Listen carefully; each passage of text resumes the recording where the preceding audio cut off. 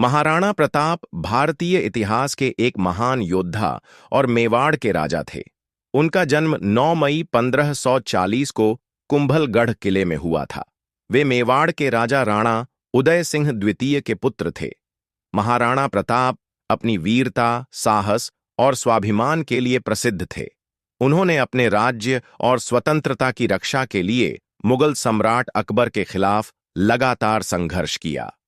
महाराणा प्रताप का सबसे प्रसिद्ध युद्ध हल्दी घाटी का युद्ध था, जो 18 जून 1576 को हुआ था।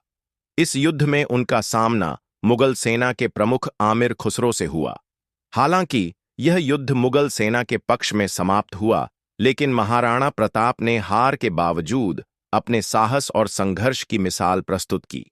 महाराणा प्रताप के बारे में यह कहा जाता है कि वे अपनी मातृभूमि के प्रति अत्यधिक निष्ठावान थे और वे अपनी प्रजा के प्रति भी बहुत दयालु थे। उनके प्रसिद्ध घोड़े चेतक की भी कहानी बहुत प्रचलित है, जो युद्ध में घायल होने के बावजूद महाराणा प्रताप को सुरक्षित स्थान तक ले गया।